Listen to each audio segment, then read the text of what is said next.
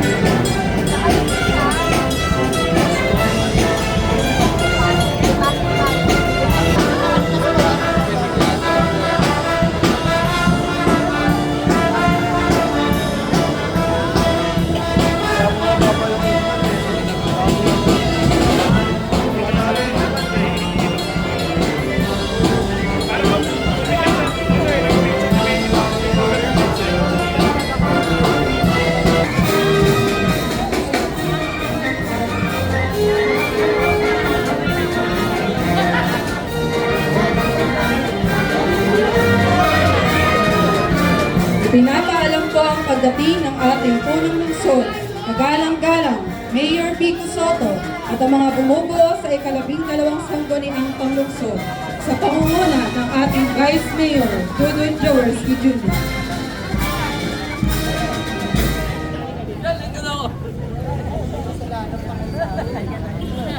Magandang umaga po sa inyong lahat, mga kapwa ko kawani at mga pinuno ng iba't ibang tanggapan. Bilang panimula ng ating maikling palatuntunan, atin pong ituon ang ating sarili sa dakilang lumikha para sa pag-aalay ng panalangin na pamumunuan ni Chef Greg E. Mercado mula sa Purple Bake Shop. Almighty God, we humbly come before you this morning with grateful hearts.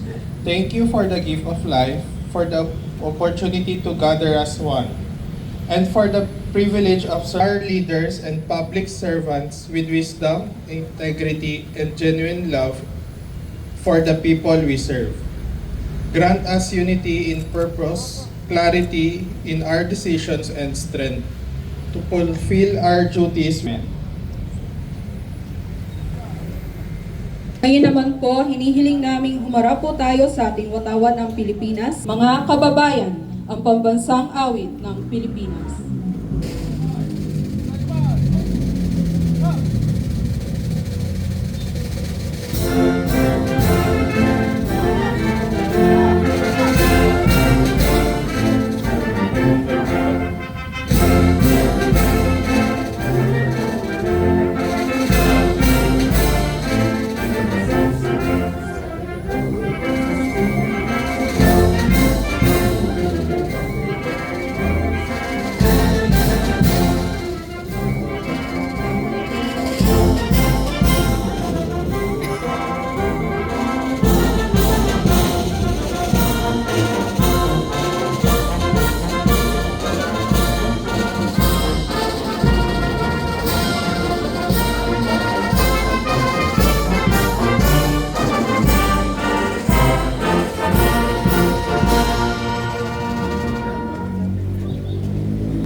Na pangungunahan ni Miss Agapita ng Agings Food Delight, isa sa mga MSME ng Pasig.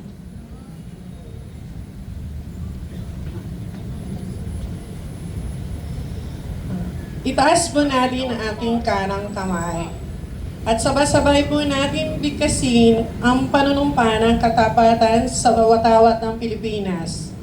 Ako ay Pilipino, buong katapatang nanunumpa sa watawat ng Pilipinas at sa bansang kanyang sinasagisag na may dangal, katarungan at kalayaan na pinakikilos ng sambayanang makadiyos, makatao, makakalikasan at makabansa. Harap po tayo sa bandila ng lungsod ng Pasig. Sa pagkakataon naman pong ito, awitin natin ang buong sigla, ang Marcha ng Pasig sa saliw ng tugtugin ng Pasig City Symphony Band.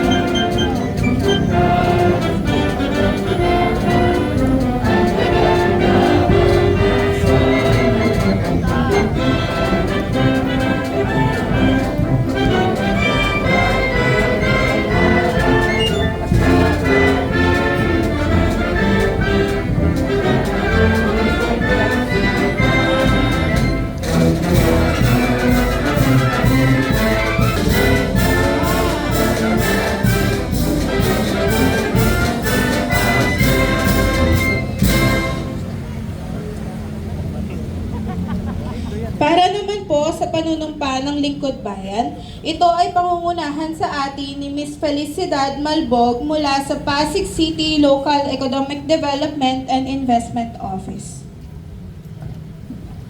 Itaas po natin ang ating kanang kamay. Ako ay isang lingkod bayan.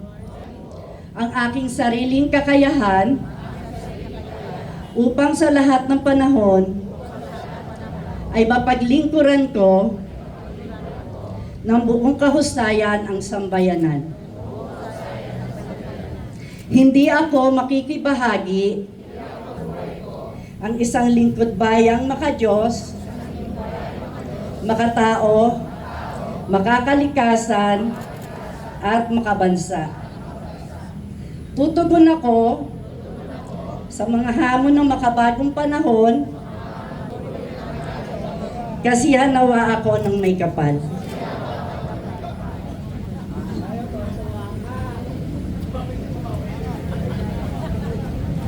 Ngayon po ay ginugutitan natin ang mga sumusunod.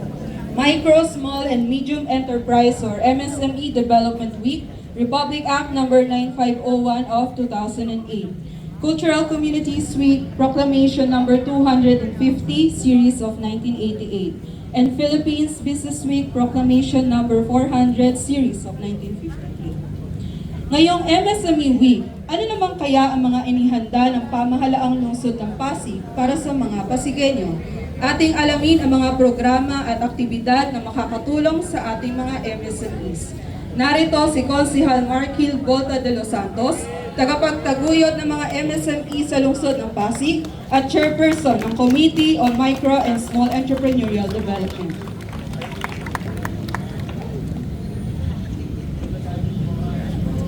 Kaya po maaga ako, Mayor.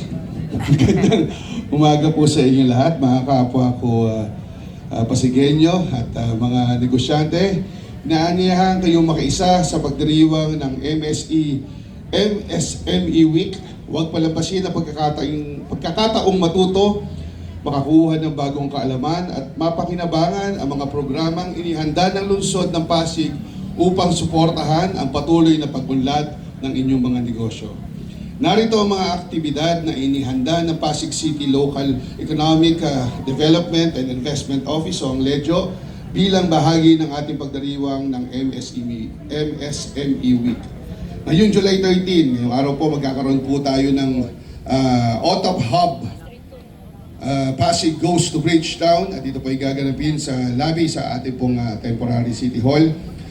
Para sa mga karagdagang impormasyon po tungkol sa aktibidad ng MSME Week ay bisitahin ang opisyal na Facebook page ng Pasig City Local Economic Development and Investment Office o ang LEDO. Sama-sama natin palagiin ang ating mga negosyo at patatagin ang ekonomiya ng lungsod ng Pasig. Kita-kits po tayo. Kahit medyo maitim po ako, sana makita niyo po ako sa ating pong SME Week. Magandang umaga po at nawa po ay lumago po ang lahat ng negosyo dito sa ating mahal na lungsod ng Pasig. Good morning po ulit.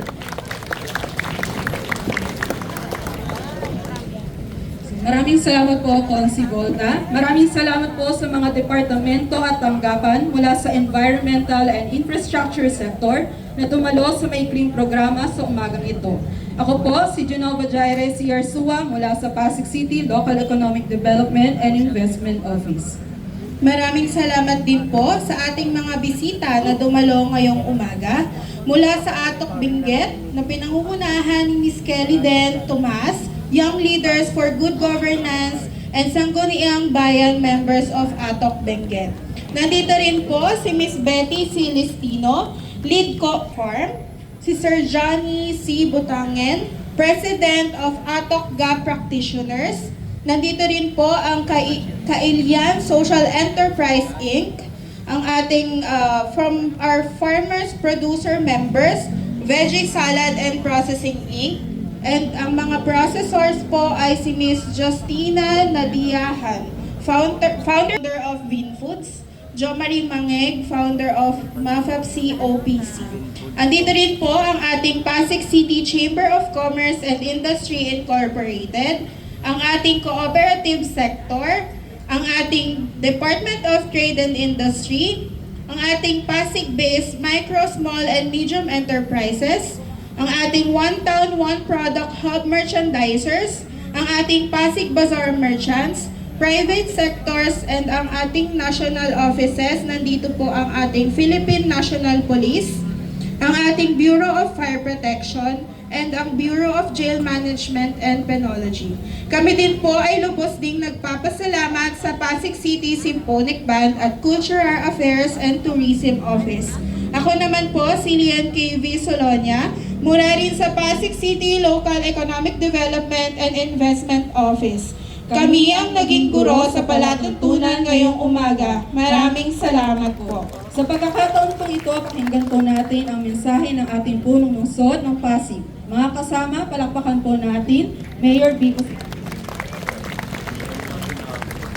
Thank you po. Magandang umaga sa ating lahat. Vice Mayor Dodot, ating Sangguniang Panlungsod, sa mga kauni ng ating nasyonal at lokal na pamahalaan. Muli po, magandang umaga sa ating lahat. Siyempre sa ating mga kasama mula sa hanay ng MSMEs. Nasaan po ba sila? Taas naman po ng kamay. Ayan po, meron pang nagmula sa Benguet. Nakasama po natin ngayon. Maraming salamat po. Nakarating po kayo dito sa aming maagang flag raising ceremony. At sa ating mga opisina ng City Hall, di ko na po isa-isahin yung mga kasama sa pagdiriwang natin ng MSME Week. No? Pero siyempre sa panguna po ito ng LEDYO, ni Sir Ian. Ano? Maraming salamat sa mga programa para magkaroon ng karagdagang sigla ang mga MSME natin sa lungsod ng Pasig at sana lalo pang paigtingin ng mga programa para makatulong sa mga maliliit na negosyo, sa mga maliliit na negosyante. Pero alam din po natin na ito ay isang team effort, hindi lang po programa ng LEDYO, kundi kasama na dyan yung ease of doing business, kasama na po dyan yung ginagawa natin para sa tourism, cultural activities natin at marami pa pong iba. Hindi po natin isa-isahin sa pagkakataong ito. Kala ko kanina uulan pa, no? Siguro hindi ko alam kung anong oras tumigil yung siguro umumbundang ng konti. Pero napapasalamat tayo sa Diyos dahil hindi tayo tinamaan ng malakas ng bagyo.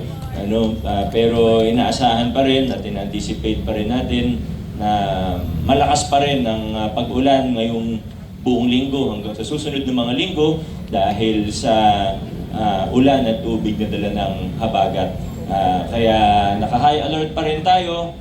Lagi po tayong listo, at minsan ang mahirap pagka hindi tayo masyadong dinaanan ng bagyo, sa susunod na bagyo, ang tendency, human nature po siguro, medyo re-relax tayo ng konti. Kahit di natin sabihin, minsan yun yung nangyayari. Pero kailangan tuwing may ganyan na hindi naman natin alam kung lilihis ba yan, didiretso ba sa atin, lalakas ba, o hihina. Wala naman talagang, kahit na sabihin natin may weather forecast, alam naman po natin, yan, DRMO natin, nandyan po sa dulo, alam naman po natin ang nature ng isang bagyo. Diba? Hindi natin talaga 100% mahuhulaan. Meron lang forecast na mag-guide po sa atin. Kaya kailangan talagang po tayo on high alert tuwing may posible, kahit posibilidad lang, kailangan high alert po tayo. Kaya sa mga kasama na nag-overtime, Biyernes, Sabado, Linggo, maraming salamat po. Yun lang po muna. Sana suportahan po natin ang mga programa ng LEDIO at iba pang opisina para sa ating MSME Week at mga programa kagaya na lang ng tapat na siguro hindi pa na-maximize ng ating mga kapwa Pasigueño. Mga programa pa tayo na siguro mapapakinabangan pero hindi pa alam. Siguro sa parte natin, sa lokal na pamahalaan, ang isa sa importante, hindi lang maganda yung programa, kundi kailangan i-promote din natin yung information dissemination, komunikasyon sa tao. Kasing importante lang yan ng programa. Kasi ang ganda ng programa natin, hindi naman napapakinabangan, sayang. Kaya kailangan na double time, triple time tayo sa information dissemination at communication. Siguro pwede na lang po tingnan sa Facebook, yun ang siguro yung pinakamadali. Although nasa iba't ibang rin naman yan, nakapost kung saan-saan, may mga tarpaulin na akong nakita. Pero siguro pinakamaganda na nandun na lahat ng announcement kasi baka nalito po sila sa announcement ni Consihal Bolta. Kasi pagtawag pa lang kay Consi Bolta, sabi, Mark Hill, parang nalito na yung mga tao, hindi na naintindihan yung mga announcement niya. So, tingnan nyo na lang po sa Facebook kung ano yung mga events natin at kung para sa iyo ba yun, pa-check na lang po. Maraming salamat. Adjourn na po tayo. Magandang umaga po.